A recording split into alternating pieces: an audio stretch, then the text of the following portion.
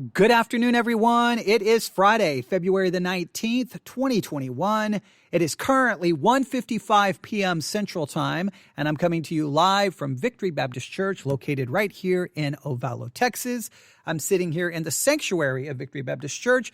That is currently empty. I'm the only one here in the building, and, well, I've got to talk to you. Did you hear the story? Did you hear the story about the pastor who was drug off in chains? He was drug off in chains for preaching the gospel of Jesus Christ. The authorities, they hate the preaching of Jesus so much that they put the pastor in chains. They put him in handcuffs and they drug him off to prison. And all he was trying to do was preach the gospel. And they tried to shut him down. They tried to silence him.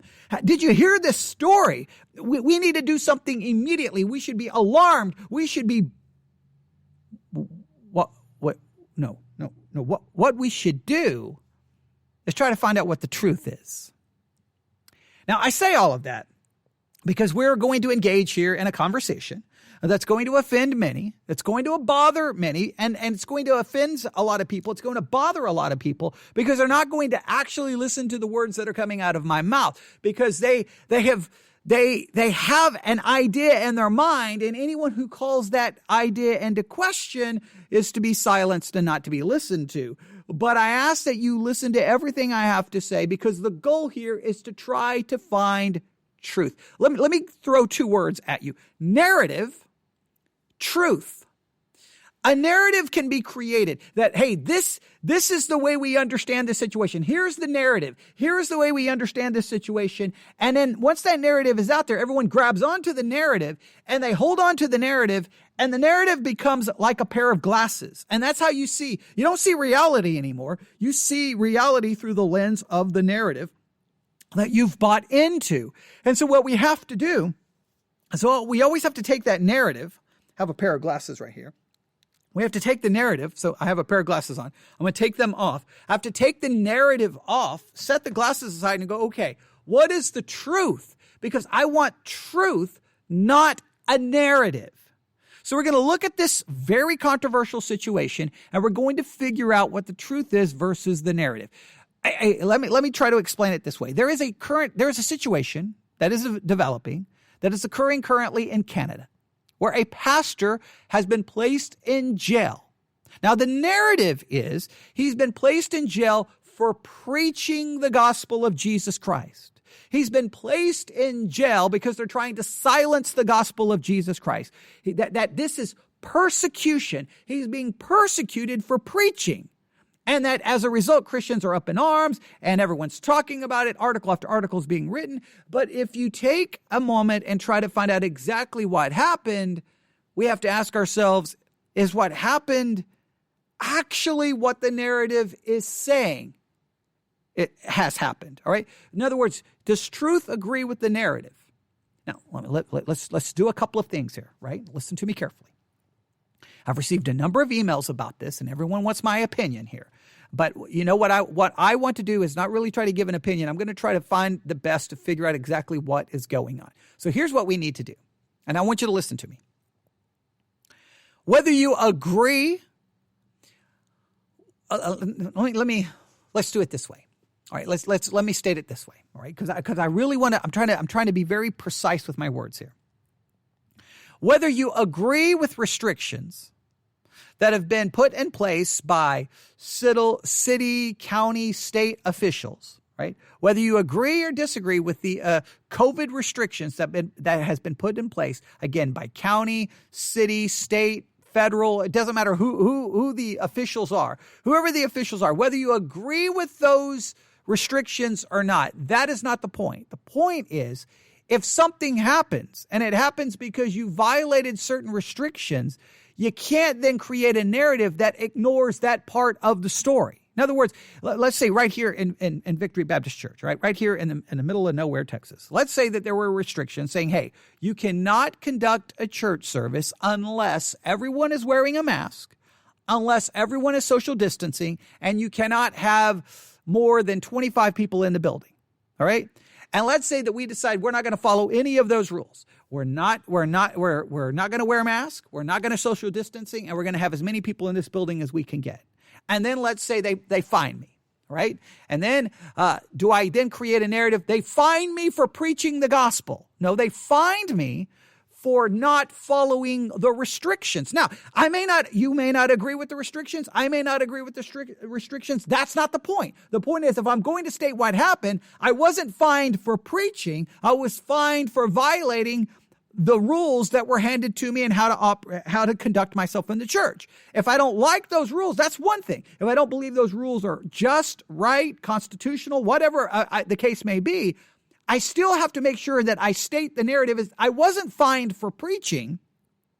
I would be fined for not following those guidelines. And as Christians, we should always want to ensure that whenever we state something, we state it as accurately and as correctly as possible. So let's say they fine me, and let's say, you know what? Hey, church, we're not going to follow the rules, even if they fine us. And then they give me another warning. I'm like, you know what? I'm not going to follow the rules.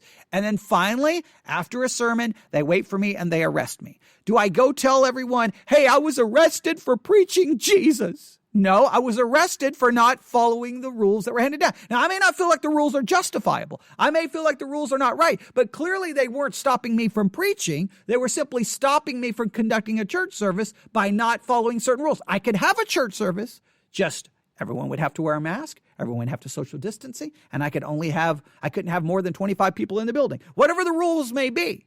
So I would have to state, if I'm going to be accurate, not that I was arrested for preaching, I was arrested for not following those guidelines. Now, you could ask, well, wait a minute, are those guidelines being enforced in other parts of the city? Well, if they are, then they're not even being targeted at the church. They're targeted at everyone. You can say, well, I don't believe that those things are correct. I understand that. You just can't create a narrative that doesn't reflect the truth.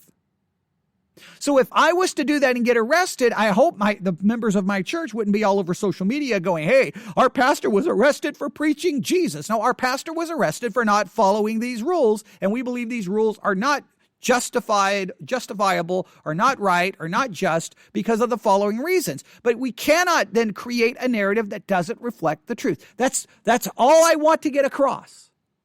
Right? And you have...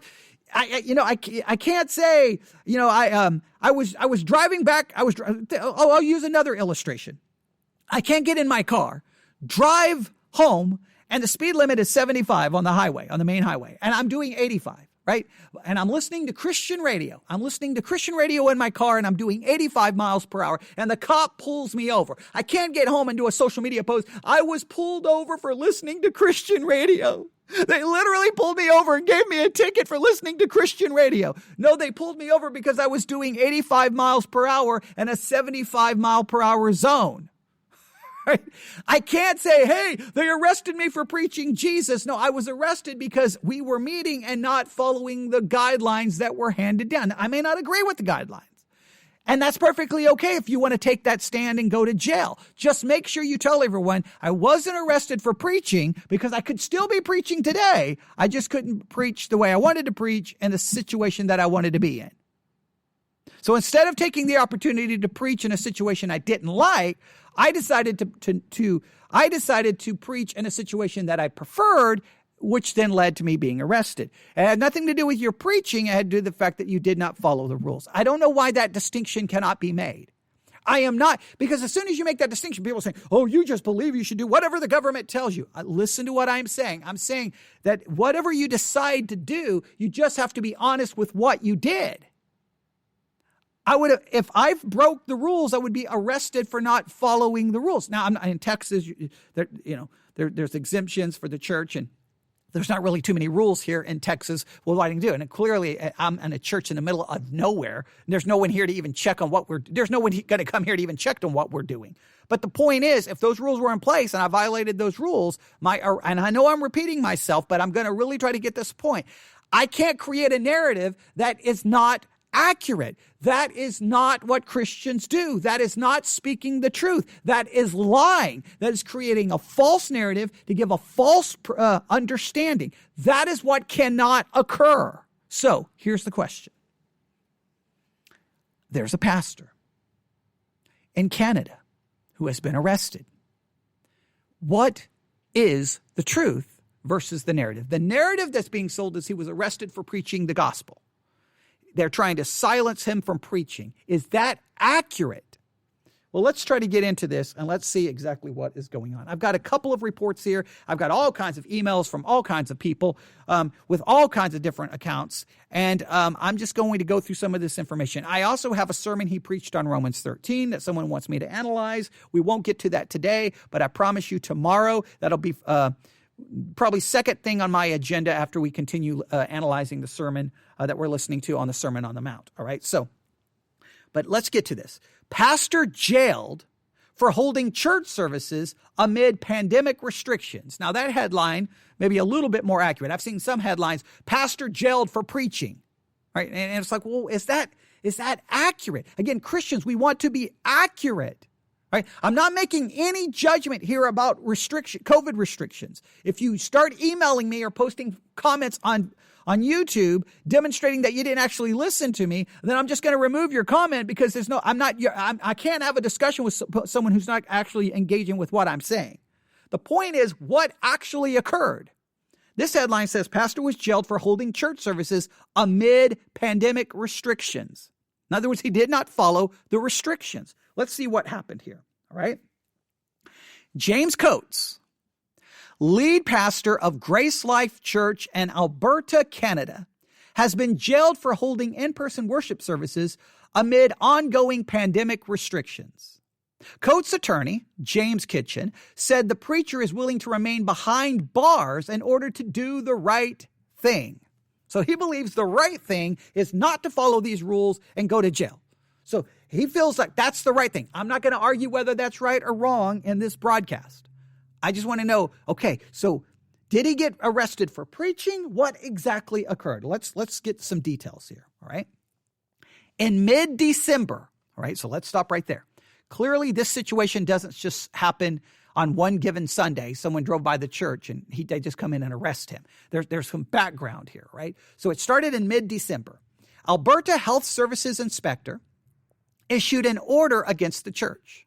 So in mid-December, the Alberta Health Service and Alberta Health Services Inspector issued an order against Grace Life Church, directly mandating that the church to ensure all congregants, staff, members, and leaders are wearing masks while on the property. All right. So they issue basically a warning and some guidelines saying, here's what you have to do. Here's what you have to do. And one of the things you have to do is whenever you're on the property, everyone has to wear a mask. All right.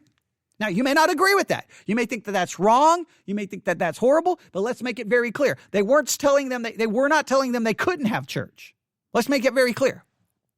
They weren't telling them you can't have church. They weren't telling them that people couldn't come to church. What they were telling them is that if you're going to be on the property, you have to wear a mask. Now, I've seen this same kind of order placed in a lot of businesses. You can't enter this business without a mask. All right. So this is a restriction that a lot of people in a lot of places have had to follow. In many places you can't go to work unless you wear a mask. All right. So let's just keep this in mind. So there's rule number one. Everyone while on the property had to wear a mask. Number two, they had to enforce social distancing at least 6 feet between all persons. And here's the big one. They had to restrict occupancy of the facility to 15% or less of the building's total operational capacity. So in other words, they could not let they had to restrict the number of people who they could allow into the building for services. Now, let me make it very clear. There's an easy way to get around this, right? I know it's really very complicated, but I'll break it down because I'm sure that people in Canada are far better at math than I am. All right. So you can only bring in 15%. So you're like, okay, how many people typically attend church? Here's how many people. Okay. What's 15% of that? Okay. We can only allow 15%. So what do? You then just have multiple services, right? Have a service, take a break, an hour break, have another service, take an hour break. You can have 3-4 services, and you can probably get close to bringing in most of your church. You can expand services to multiple days of the week. Have 3 or 4 on Sunday. Have 2 or 3 Saturday night. You can break it up. You can have some on Monday. You can have some on Tuesday. You just limit the number of people. You just increase the number of services until all the people in your church are able to attend church. That's not complicated. That's not difficult. You say it's a burden? Maybe. But I mean, we can't handle a little bit of a burden. We can't handle a little bit of having to work a little extra hard. I mean, I got to preach for multiple services. I mean, what do you want me to do? I mean, come on. I mean, it's persecuting me in the name of Jesus. I mean, how do you expect me to preach 3 times? I don't know, man. I can't do it. It's just too much. I mean, really? So in other words, there's a way around it. I've been saying this over and over and over. Go to 7 days a week. Have services every day of the week. I mean, say we can only have, this is how many people can attend this service. This is how many people can attend this service. And just break it down to how many people can attend and say, hey, we're having a service Tuesday night at 7:00. We can have 15% of capacity. So that means, well, I don't know the number here. Let's say that's 100 people or that's 200 people. All right. Well, then 200 people can show up on Tuesday night. Oh, we're going to have a service on Wednesday, 200 people. We can have a service on Thursday. You can have a service on Friday. You can have a service Monday morning, Monday afternoon, Monday night. You can have a service every time you turn around. You just have to limit the number of people. You have to wear a mask and you have to social distance. That is not stopping you from preaching. That is not persecuting you, because many of those same restrictions are in place in other parts, not only of Canada, and other parts of the world. But no, the minute Christians hear something they don't like, it's, oh no, we're being persecuted. So let's just make sure. This started in December, right? So let's go through the rules, all right? Have to wear a mask while on the property, enforce social distancing, and that you restrict the occupancy of the facility to 15%, or I think I said faculty. You restrict the occupancy of the facility to 15% or less of the building's total operational capacity. The Alberta Health Services, not Alberto, Alberta Health Services, then filed a court application in January to enforce the order through the courts. The application named codes, granting the health agency the power to jail the pastor if he continued to hold worship services in violation of the government edicts, according to the Justice Center, which is representing the minister. So it started in mid-December. Then in January, they basically, hey, if he continues to not follow these guidelines, then we want the power to jail the pastor if he continues to just disregard the rules. All right. By the end of January, they issued yet another order to Coates, demanding he immediately close Grace Life until such time as the premise comes into compliance with government-sanctioned rules. Now, I want you to understand that they kept giving him warnings, and he was not listening to the warnings. He was not going. And again, they only told him to close down until he comes into compliance. Wasn't stopping the preaching. He could be preaching. All he had to do was just take that 15%, break it down into how many services it would require to get 15%, until 100% of your members are served as hearing a sermon, the Lord's Supper, or whatever is whatever you can, or all the things you can do. But he didn't want to follow those rules. Coates continued holding services at Grace Life, a church with approximately 400 congregants, despite AHS orders. Now, so 400 congregants. Now, what's 15% of 400? I'm horrible at math, so I'm not even going to try to do though. You can figure it out. 400 people, what's 15%? All right, 15%. How many services would it require for 400 people to be able to attend? That's even if all 400 show up even in a semi-regular basis. I know churches that have 400 people who may get 300 on a Sunday morning, and then on Wednesday night they got 10. All right, so I don't know how many show up, but let's say all 400 show up. Then how many services do you need that all 400 can attend? You can pull that off. Okay, and you can have services Saturday night, Sunday night. You can have stuff. And here they have I have a photograph here of the church, and there's cars, parked all over the place. The parking lot's full, so a lot of people are attending. All right. So it says, so they gave him the warning. He continued holding services at Grace Life. So he was started in December. By the end of January, they issue another order saying, hey, you got to stop. He doesn't follow the rules,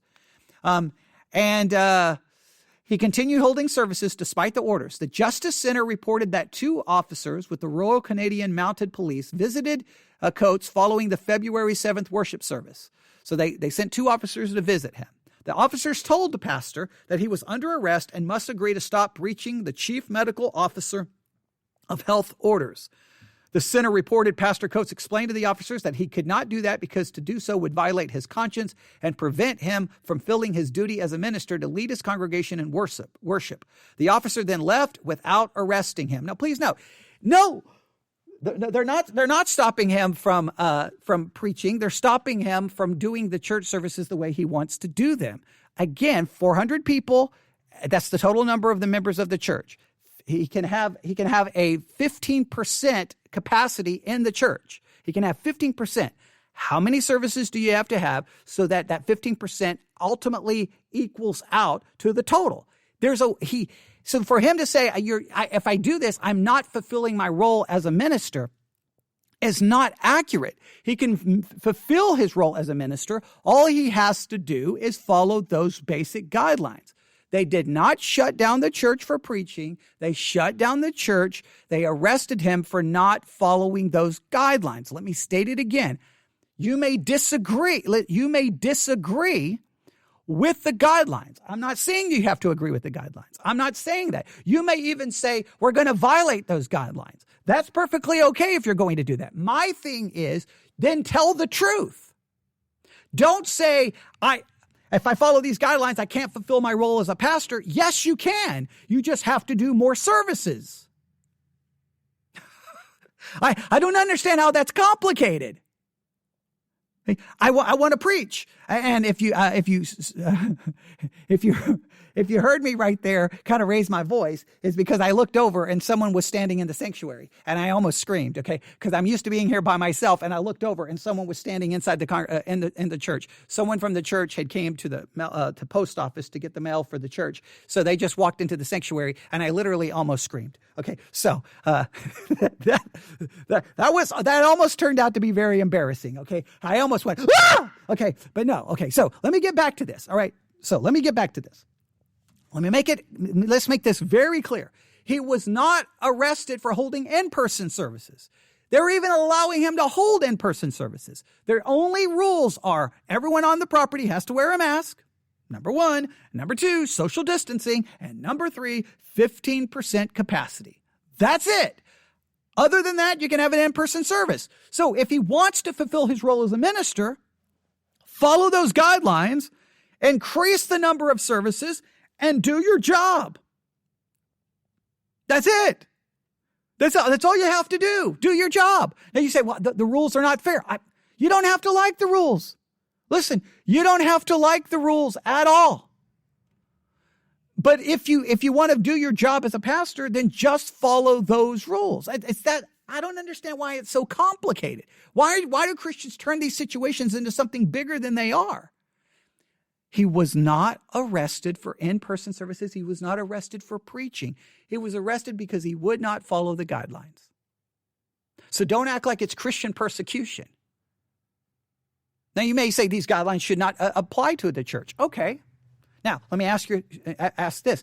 Have you ever seen churches who try to build a building in a large city?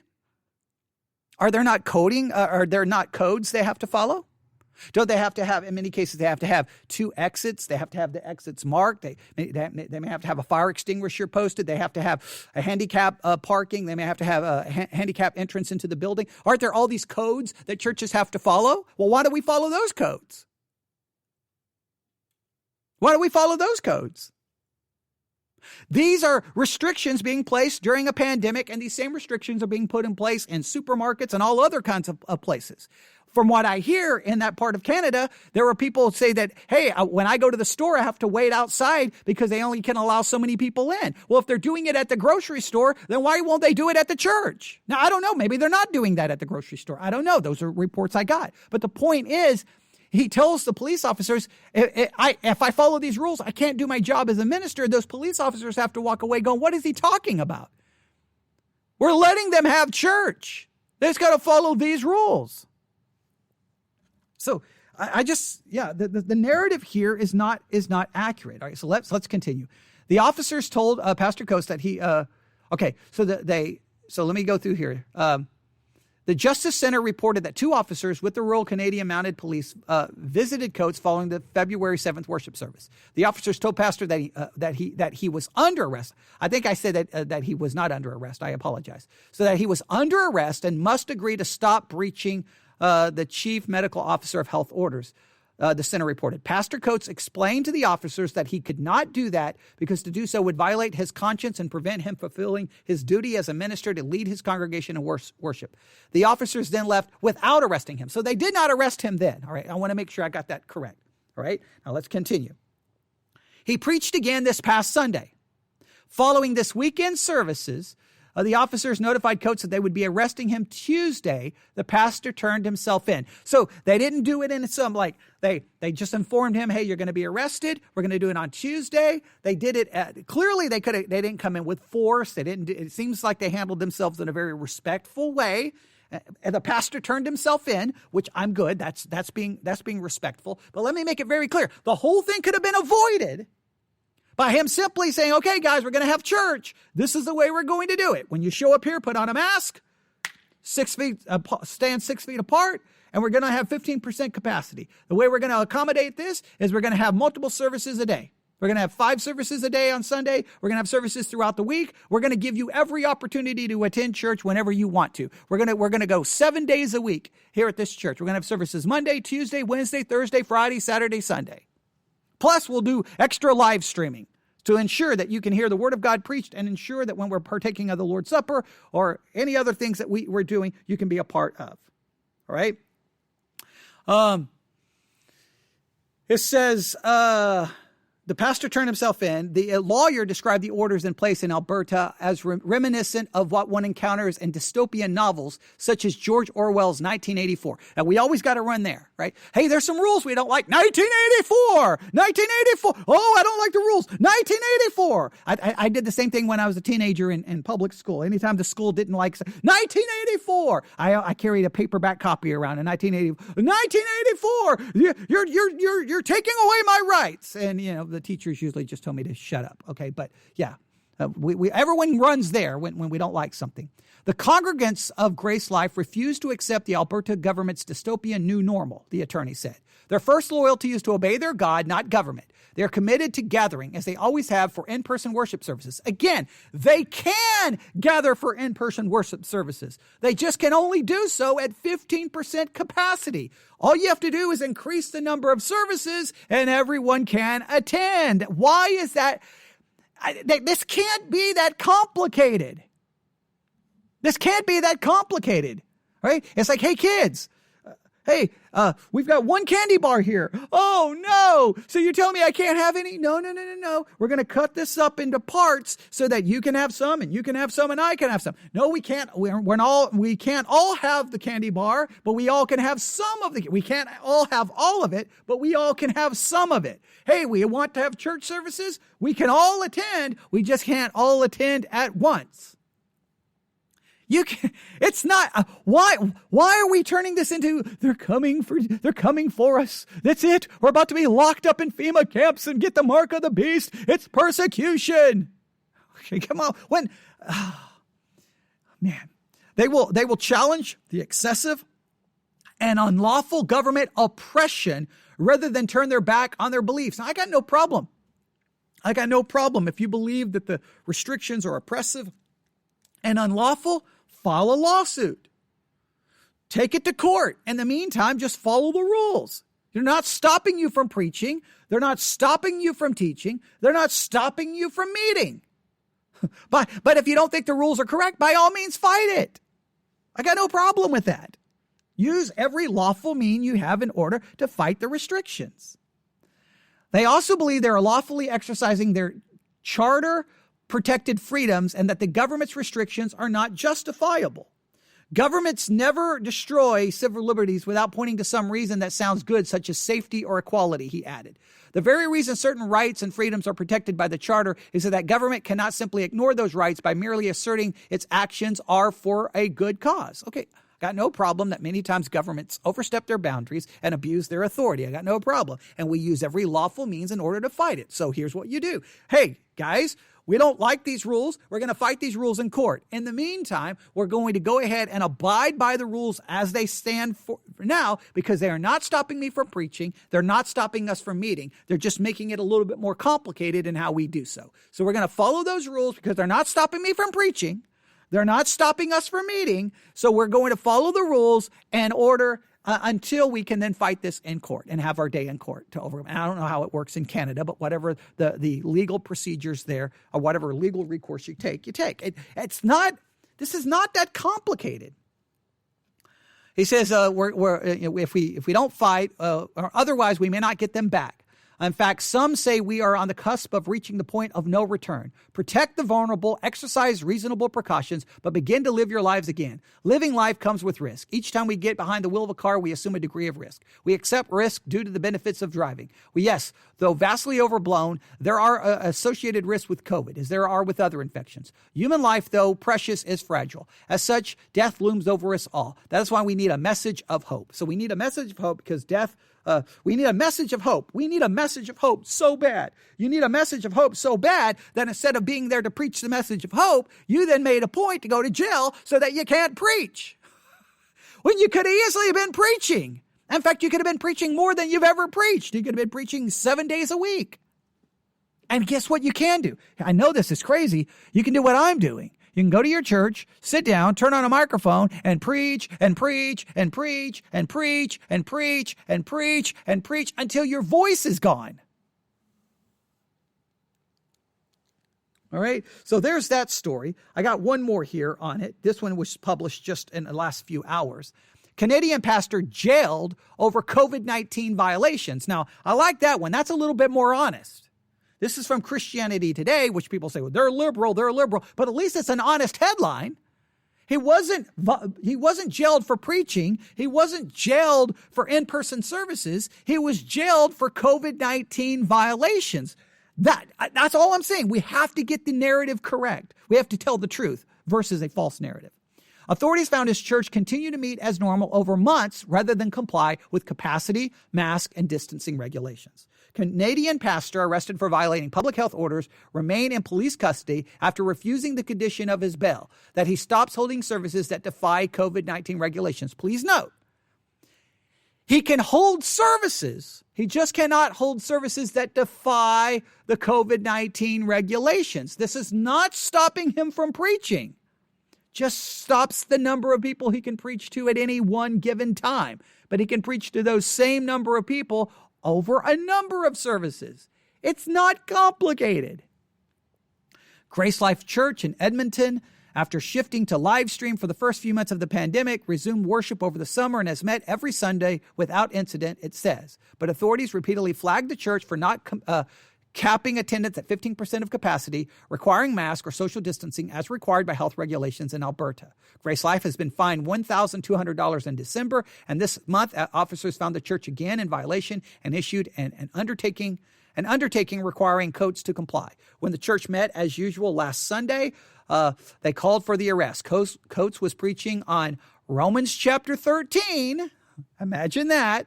A message titled Directing the Government to Its Duties. Yeah. So hey, Romans 13 is about telling what the government is supposed to do, not what we're supposed to do, I guess. Now, I've got that sermon right here, and we're not going to be able to review it in this episode, but we will review it here shortly, probably tomorrow.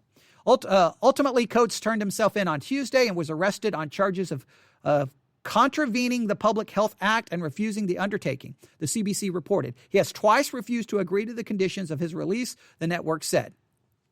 The Justice Center for Constitutional Freedoms, which is representing Coates and Grace Life, said the pastor could not, in good conscience, stop holding church services as ordered. Again, you're not being stopped from holding church services. Even the lawyers can't tell the truth. He wasn't being stopped from holding church services. He was being stopped from holding church services any way that he wants.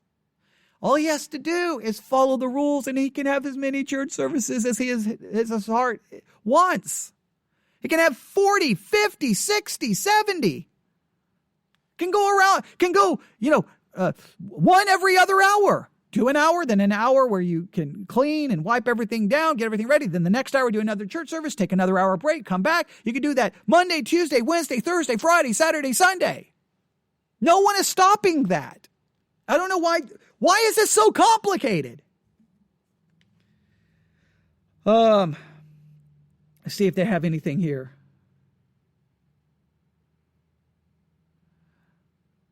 He goes, supposedly, this is what the pastor said. I'm doing what I'm doing in obedience to Christ. I am quite content to let the Lord Jesus Christ himself decide whether or not this is persecution.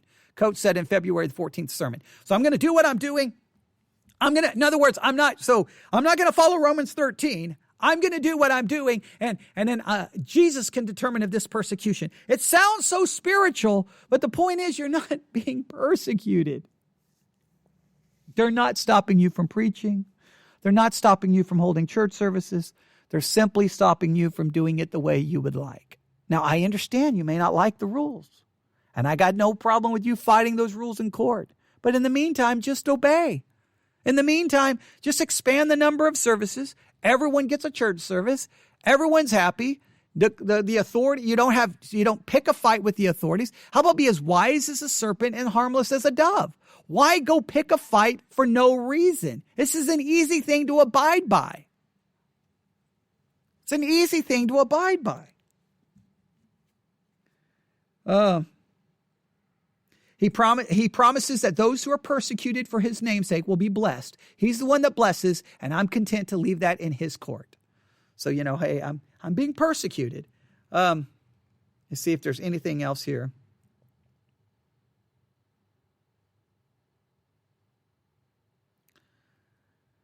Let's see here. His next court date is Wednesday, February the 24th. And I don't think there's anything else here. I was going to see if there was any comments here to the story. Give me 1 second. Yeah, there's some comments here. It says, this is a person supposedly from Alberta, and it says, thanks for having a correct headline. Many are reporting this along the lines of pastor jailed for preaching, which is very incorrect. Churches are allowed to meet in person here, and many congregations are doing so and obeying the health orders in place. And then this person, this is brilliant. Amazing the frequency with which Romans 13 goes in and out of style. That is so. Hey, Romans 13 goes in style when we like it, and it goes out of style the second we don't like it. And that says more about our spirituality than it does anything else. Well, look, as soon as we don't like a scripture, then we find a way around the scripture. I mean, like at this point, we should just say, you know what? Adultery doesn't really count anymore. Pornography doesn't really count anymore. Fornication doesn't really, homosexuality doesn't really count. Well, why don't we just change anything we don't like? Oh, wait, people already do that. And guess what? Even conservative Christians do that. As soon as we don't like something the government's doing, then all of a sudden Romans 13 doesn't apply. It only applies when we agree with the government. Isn't that great? Hey, the only time you have to obey the government is when you agree with it. Yeah, that's awesome. It says here, see if there's anything else people offer here. Okay. So again, most people are saying the other churches in the area are following the rules and they're not having any problems. They're able to have services and they're able to preach. That's all he has to do. That's all he has to do. So why won't he do it? I cannot verify this, but I would probably bet it's because he believes in a conspiracy theory that the whole thing's a hoax and that it's not real. He probably buys into that mentality. I could be wrong, but there's no other reason to violate the order. The order is simple. So let's make it very clear. The narrative is that he's being persecuted for preaching. He's not being persecuted for preaching. He's being, quote unquote, persecuted, or we should say he's being held accountable for not following the guidelines that have been put in place by the health, I don't know what they call themselves there, the health organization there in Canada, all right? They put the orders in place. He's not following them. He could be having church services today, right? I don't know what time it is in Canada. He could be having church right now, whatever time it is. He could be having church at 1 a.m, 2 a.m, 3 a.m. He could be holding services around the clock. But he doesn't want to hold services around the clock because he wants to make a point. And so if you really want to do your job as a pastor, abide by the rules, go back to your church, start having services, keep it at 15% capacity, tell everyone they have to wear a mask, do social distancing, and then preach, and then have your lawyers fight the regulations in court. Everyone's happy. If you win in court, then you don't have to follow the rules because you won in court. There you go. Now, it would be one thing if they came in there and said, hey, you can't preach in the name of Jesus. You can't preach the Bible. You can't preach the gospel. Okay, now we got to draw a line in the sand, but they're not doing that. In this situation, now, I know there's some rules in Canada about certain things you can and can't say, and that's a whole different situation we could talk about in a different sermon or a different podcast episode. So there you have it, all right? And let me just look here. I'm going to make sure there's no other things that we need to report on this. All right. Okay, I don't think there's anything else to report currently about the situation. That's the situation. And again, I want to make it very clear, and I hate repeating myself, but if I don't repeat myself like 50 times, I'm going to get 50 emails misconstruing what I'm saying. This is not a episode about whether those rules are correct or incorrect. I'm not even here arguing about the validity of COVID-19 as a pandemic. I'm not here to argue about how many people died or didn't die. I'm not here to argue if you want to tell me that, 100% of the people recover and no one died from COVID and it's all a hoax. You can go all day with your conspiracies. I don't care about your conspiracy theories, right? That's not the point. The point is he wasn't arrested for preaching and they're not forbidding him and they're not trying to shut down church services. You can have church there in Alberta, Canada. You can have churches in Edmonton or wherever his church is located. All he has to do, when you come on the property, put on a mask. Only 15% capacity.